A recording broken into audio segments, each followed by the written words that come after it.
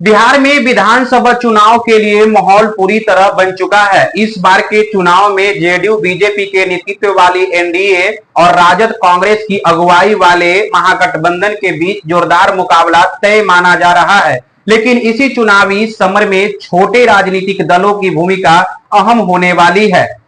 इन राजनीतिक दलों में केंद्रीय मंत्री चिराग पासवान की पार्टी लोक जनशक्ति पार्टी रामविलास और चुनावी रणनीतिकार से नेता बने या फिर कहे राजनेता बने प्रशांत किशोर की पार्टी जन स्वराज भी शामिल है। जैसे जैसे बिहार विधानसभा चुनाव आगे की ओर बढ़ रहा है, बड़े राजनीतिक दलों के अलावा इन छोटे दलों के प्रदर्शन को लेकर भी बात होने लगी है।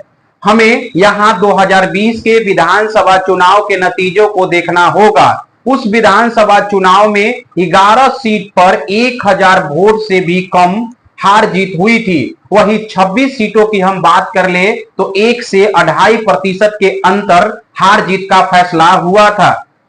पिछले विधानसभा चुनाव में हिंदुस्तानी अवाम मोर्चा, सेकुलर लोक जनशक्ति पार्टी, विकासशील इंसान पार्टी, उपेंद्र कुशवाहा की लोक मोर्चा और ओवैसी की पार्टी और पप्पू यादव की जन अधिकार पार्टी ने भी कुछ सीटों पर चुनाव लड़ा और इससे चुनाव मुकाबले पर भी असर पड़ा।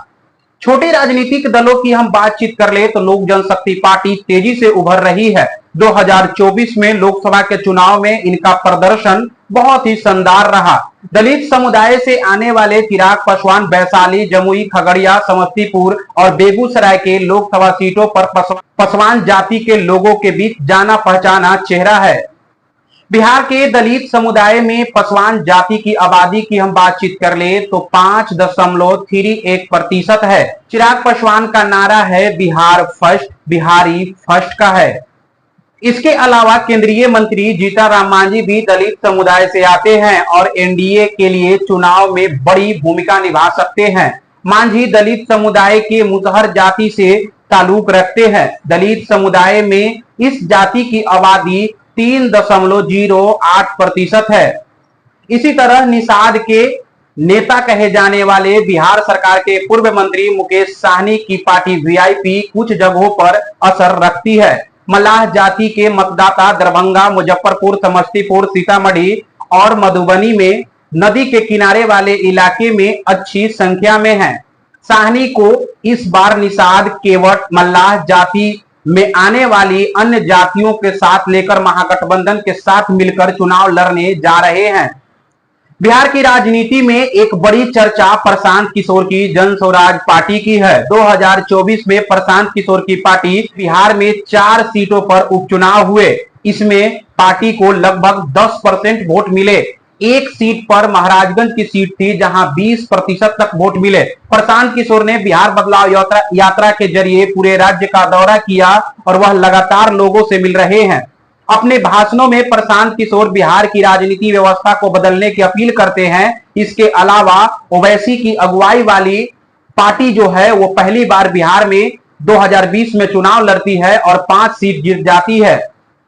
इसमें से अधिक सीटें मुस्लिम समुदाय की बड़ी आबादी वाली सीमांचल क्षेत्र में थी। किशनगंज, अररिया, पूर्णिया और कटिहार प्रभाव है और इससे आरजेडी को मुस्लिम वोटर के तौर पे काफी नुकसान पहुंचाने वाले हैं।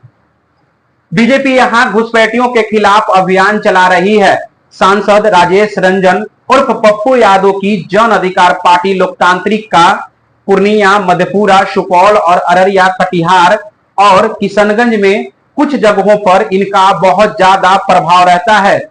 वही अगर बात कर ले पूर्व केंद्रीय मंत्री उपेंद्र कुशवाहा के नेतृत्व में राष्ट्रीय लोक मोर्चा की तो काराकाट, बक्सर, नालंदा और जहानाबाद में कुशवाहा और कोयरी मतदाताओं राज्य की आबादी 4.27% के बीच मौजूदगी बरकरार दिख रही है। यह भी एनडीए की प्रमुख सहयोगी हैं। देखना यह होगा कि तमाम राजनीतिक पार्टियां या तमाम दल क्या बिहार के चुनाव में किंग मेकर बनेंगे। सबसे बड़ा सवाल यही होगा। बाकी आप देख रहे थे जनकवार। मेरा नाम भजन लाल कुमार है। फेसबुक पे हैं तो फॉलो कर लीजिए, यूट्यूब पे हैं तो सब्सक्राइब कर लीजिए। बहुत बहुत शुक्रिया रहेगा।